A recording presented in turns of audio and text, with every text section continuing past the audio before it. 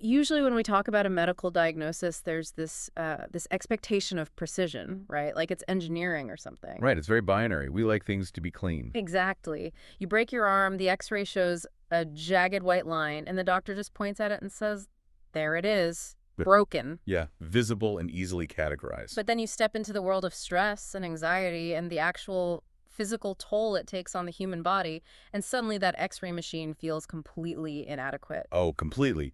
Because you're looking at a diagnostic landscape driven by something totally invisible. Yeah. So today, we're opening up this massive stack of notes, historical excerpts, and medical observations drawn from Dale Carnegie's timeless manual, How to Stop Worrying and Start Living. And, our mission for this deep dive isn't just to vent about how stressful modern life is. Right, we're here to extract practical, battle-tested formulas to stop worry from literally destroying us.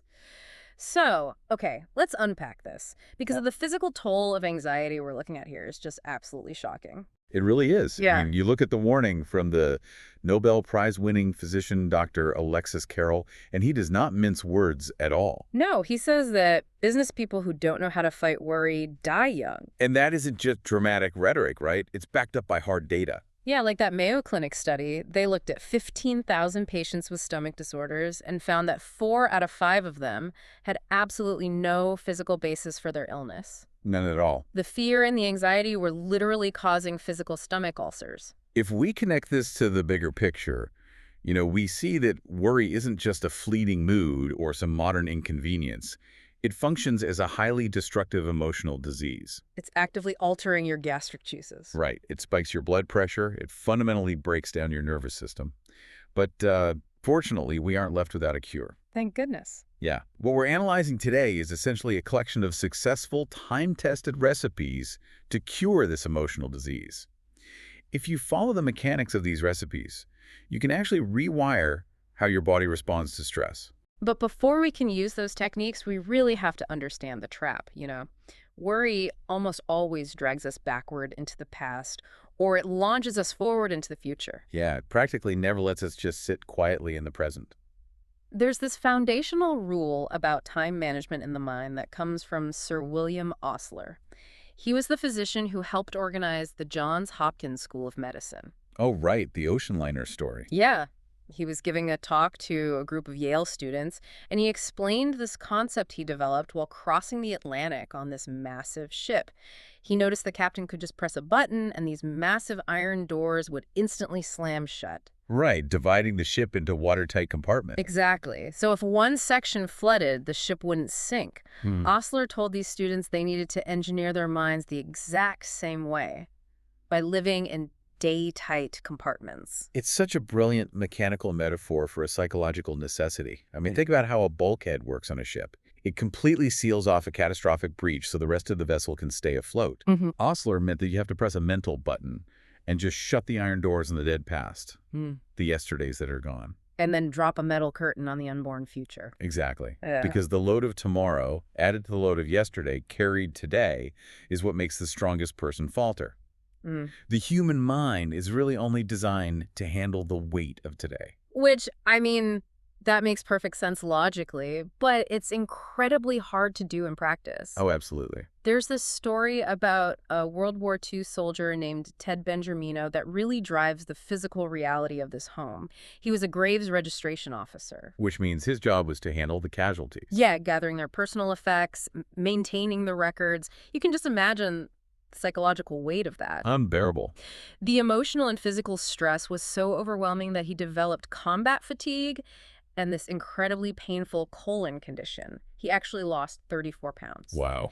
He was constantly terrified of making a mistake or worrying he'd never make it home to see his infant son. He was just fundamentally breaking down. Until that army doctor stepped in. Right. The doctor gave him a piece of advice that quite literally saved his life.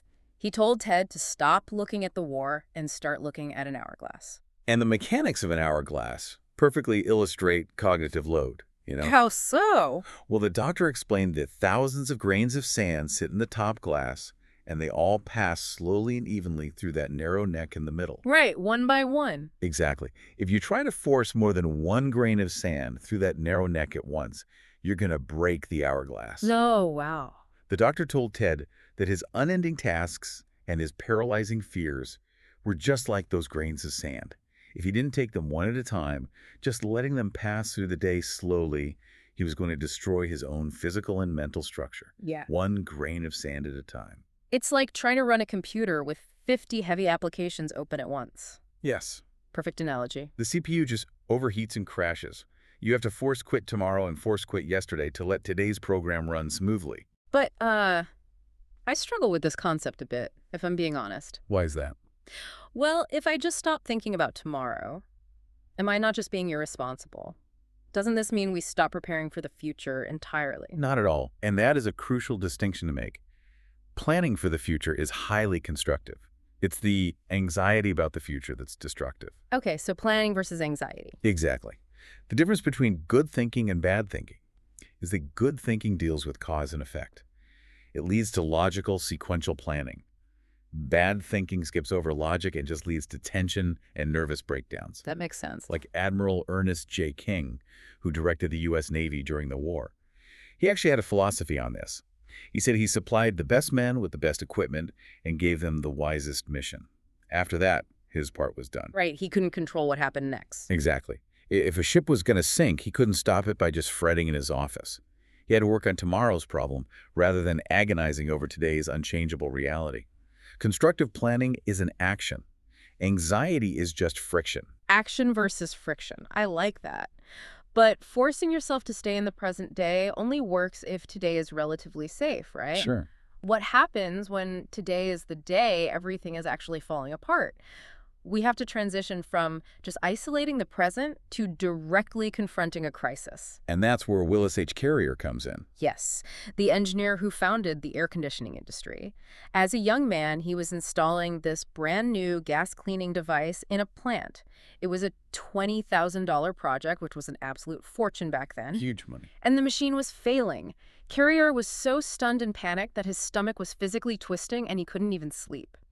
He was entirely consumed by the disaster unfolding right in front of him. But then he applied common sense, right? Yeah. He created this 3-step formula that he used for the rest of his life to break the panic cycles. Step 1. Step 1, analyze the situation fearlessly and ask, what is the absolute worst that could possibly happen? Which is hard to do when you're panicking. It is. But he sat down and realized, look, nobody is going to shoot me. Nobody is going to put me in jail. The objective worst-case scenario was just that he would lose his job and his company would lose the $20,000. Okay, so then step 2. Step 2 is to prepare to accept that worst-case scenario mentally. He reconciled himself to it. He told himself, okay, if I lose this job, I can always get another one. And the company can just write off the $20,000 as the cost of research. And once he mentally accepted that worst-case scenario, he said he immediately relaxed and felt this profound sense of peace. Which unlocks step 3. Right. Calmly proceed to improve on the worst. Because he was no longer panicking, his brain actually started working again. Exactly. He figured out that adding $5,000 of new equipment would fix the flawed machine, and they actually ended up making a profit. It's amazing. There's another story that takes this to the absolute medical extreme, though. Earl P. Haney. Oh, the casket guy. Yes. He was diagnosed with incurable stomach ulcers. The doctors told him he was going to die and that he should literally make out his will. Just devastating news. But instead of waiting around for the end, Haney decided he wanted to travel the world first. The doctors told him, if you go on a world cruise, you will be buried at sea. And what did he do? Haney literally bought a casket, took it with him on the ship, and made arrangements for his body to be shipped back in it. He just bypassed the anxiety entirely and accepted the absolute worst, his own inevitable death. Yeah. But because he completely let go of the fear, he drank highballs, smoked cigars, sang songs, and had the time of his life on that cruise. And the result? He gained 90 pounds, forgot he even had an ulcer, and came back feeling completely fine. He ended up selling the casket back to the undertaker. That is incredible. But here's where it gets really interesting, and again, I kind of want to push back on this. Go for it. Because it feels a little counterintuitive. If my business is failing, or I get a terrible diagnosis, and I just accept the worst-case scenario, doesn't that mean you're just giving up? Aren't I just throwing my hands up and saying, oh, well? Isn't that just defeatism? It sounds like a contradiction, I know. But mechanically, it is the exact opposite of surrender. It is a profound psychological release of energy. How so? Think about it. When you are fighting a worst-case scenario, your brain is in full threat response mode. Your amygdala is firing, your adrenaline is pumping, your mind is just jumping frantically in a dozen directions. You lose all power of logical decision-making. Right, you're just in fight or flight. Exactly. But once you accept the worst, you turn off the alarm system. You have nothing left to lose. And when you have nothing left to lose, your prefrontal cortex, the logical, problem-solving part of your brain, comes back online. So you stop spinning. You stop spinning in fear, your feet hit solid ground, and you can concentrate entirely on actual solutions. Okay, so you hit rock bottom, you feel that psychological release, and you find solid ground. But how do you keep the panic from sneaking right back in? That is the real challenge. Because the moment you accept the worst, it seems like you have to immediately pivot into systemic analysis and physical action. Like the terrifying story about Galen Litchfield, that American businessman trapped in Shanghai in 1942. Right, the Japanese had invaded. Yeah, and he was ordered by an admiral to liquidate his company's assets. But he intentionally left a massive block of securities off the list to protect them, and the admiral found out. Which was a death sentence. Basically, Litchfield was facing the bridge house, the torture chamber of the Japanese Gestapo. Friends of his had literally killed themselves rather than be taken there. The sheer terror of that would paralyze most people. Completely. But Litchfield went to his room and used a typewriter technique he developed for managing worry. He sat down and physically typed out 2 questions. 1, what am I worrying about? Answer, being thrown into the bridge house tomorrow morning. Okay. And question 2. 2, what can I do about it? He forced himself to write down 4 possible courses of action and the probable consequence of each. He could explain, he could escape, he could hide, or he could just go to work as usual. Wow, just laying it all out. By exteriorizing the fear, moving it from a swirling cloud of emotion in his head into a linear sequence of words on paper, he clarified his thinking. He reasoned that going to work as usual gave him the best chance to avoid suspicion. And it worked. He made the decision, felt immensely relieved, walked into the office the next day, and the admiral simply glared at him and said nothing. Litchfield survived. The mechanism there is just fascinating. He analyzed it, he made a decision, and then he acted. The mind basically operates on this psychological law that nature abhors a vacuum. Yes. The human brain literally cannot focus on 2 complex things simultaneously. I mean, think about your own life right now. Have you ever tried to obsessively worry about your taxes while actively trying to solve a Sudoku puzzle? You can't. You really can't. There's this heartbreaking but beautiful example of this with a man named Marion J. Douglas. He suffered the tragic loss of 2 young daughters in less than a year. Oh, that's awful.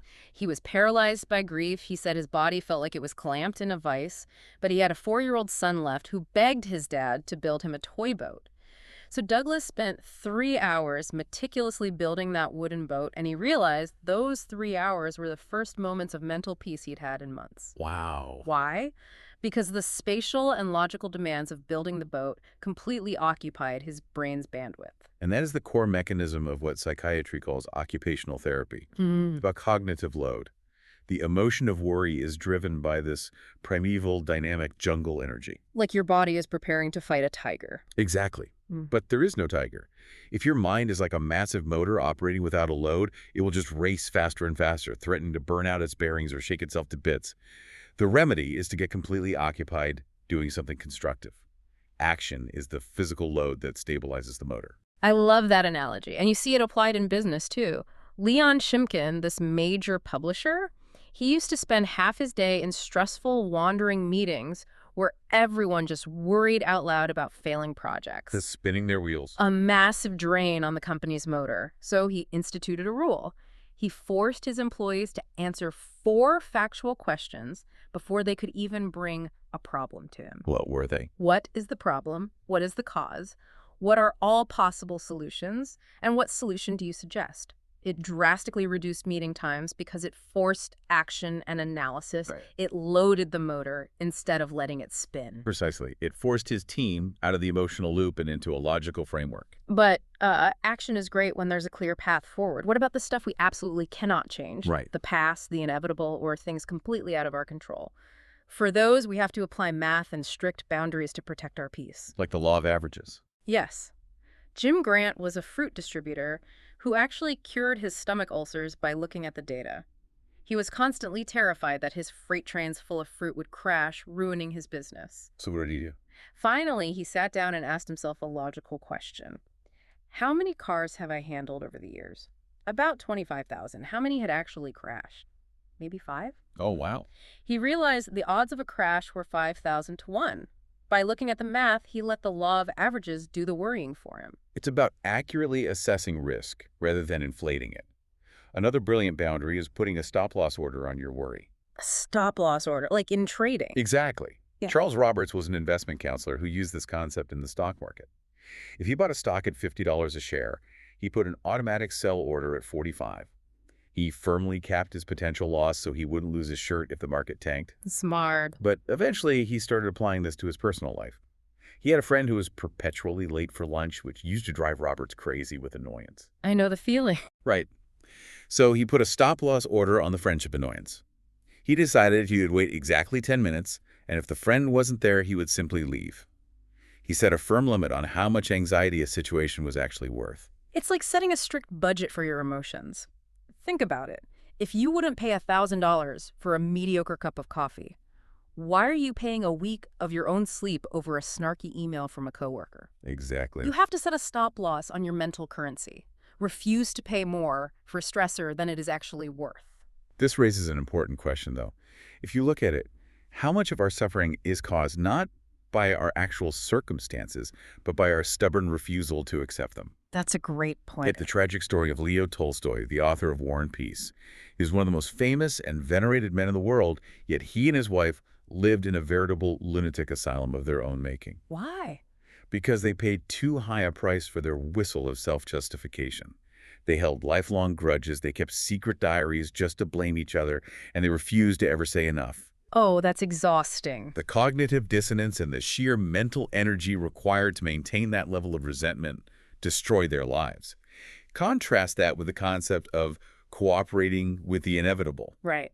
When a heavy ice storm hits a forest, the rigid oak tree resists the weight of the ice, and its branches snap.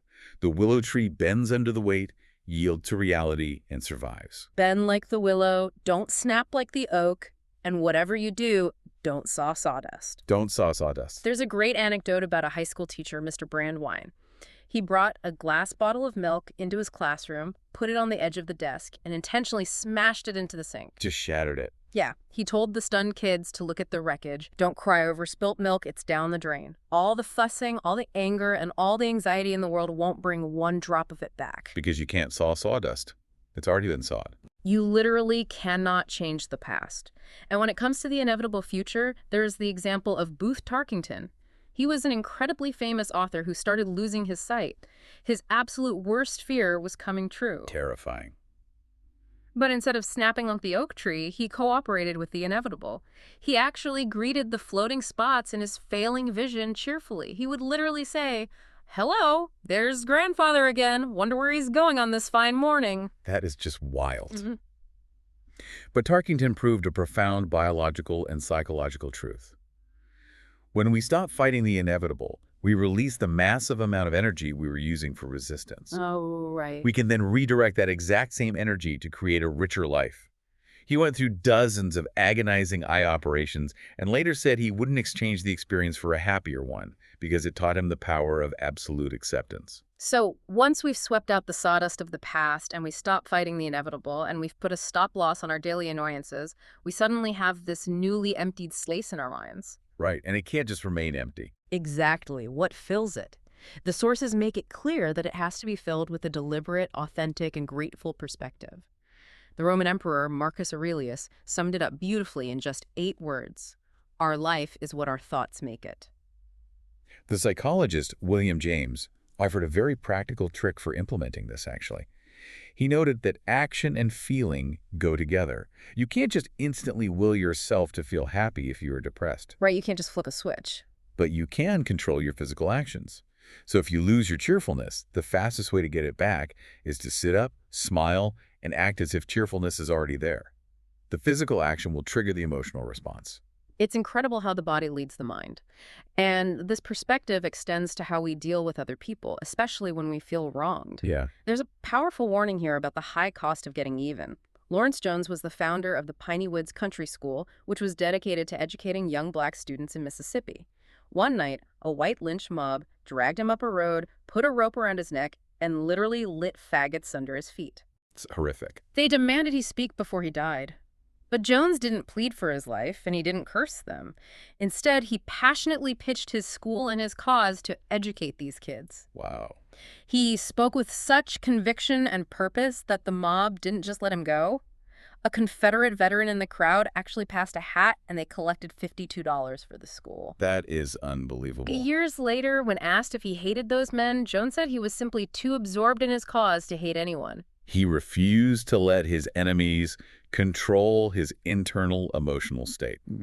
That is what true psychological dominion looks like. So what does this all mean for us? I can hear some people listening to this and thinking, is this just toxic positivity? Or are we just supposed to fake a smile, ignore reality, and pretend bad things aren't happening? I get that, but it is absolutely not about ignoring reality.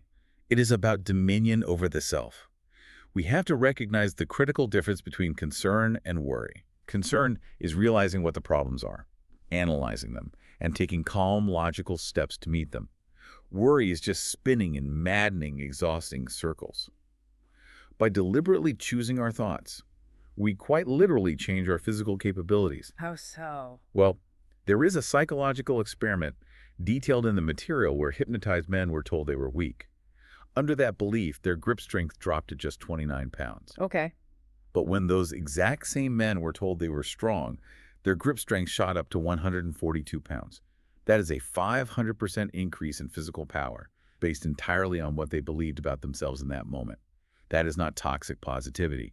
That is biological reality. Okay, let's look at the incredible journey we've been on today. We started by looking at that imaginary X-ray of an ulcer caused by pure, unadulterated stress. Right. But we've found the recipes for a cure. We've learned to engineer our minds like ocean liners, living in day-tight compartments and shutting the iron doors on yesterday and tomorrow. We learned Willis Carrier's formula. Yes, to fearlessly accept the worst-case scenario, to reboot our logical brains. We learned to crowd out the paralysis of worry by loading our mental motors with physical action.